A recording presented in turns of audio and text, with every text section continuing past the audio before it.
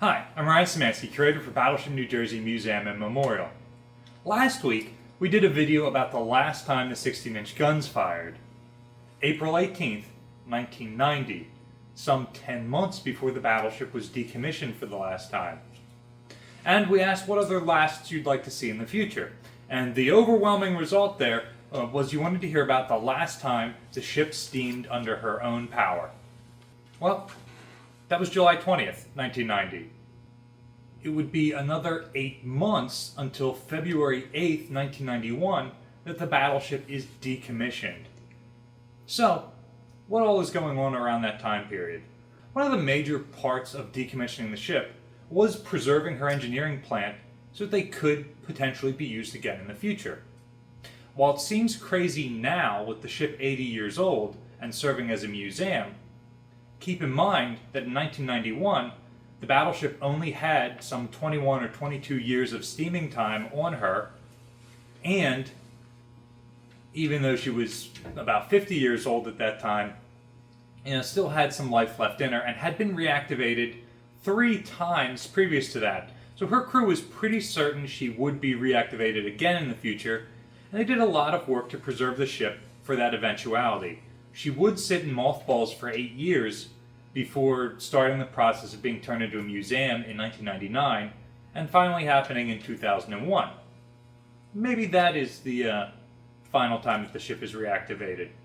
But part of that process was lubricating all of the moving parts on the ship.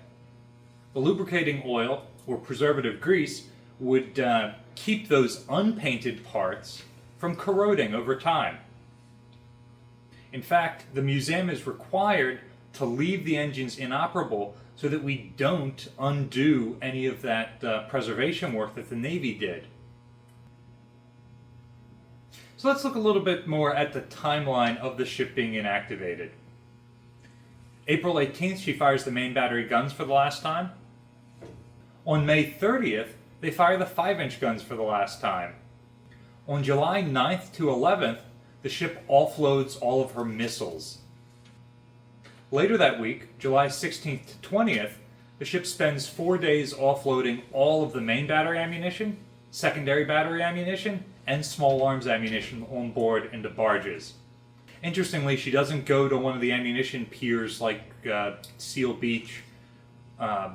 She remains at her pier in Long Beach, and all of this is offloaded onto barges. As soon as the ammunition is offloaded, she gets underway for the final time, July 20th, 1990. From this point on, for the rest of the ship's career, even to the present day, she'll be moved exclusively with tugboats.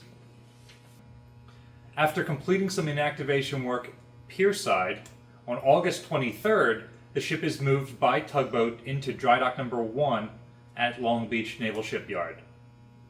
On October 1st, Captain Tucker flies to the state of New Jersey to return the ship's silver set. On November 6th, the ship is bounced. On November 6th, the ship is bounced. You guys saw us do this in dry dock not that long ago. That's where you refloat the ship, move her about 4 feet, and then set her back down again so you can paint the parts of the ship that were sitting on the keel blocks. On November 28th, she's refloated. All of the rest of the inactivation work will take place pierside.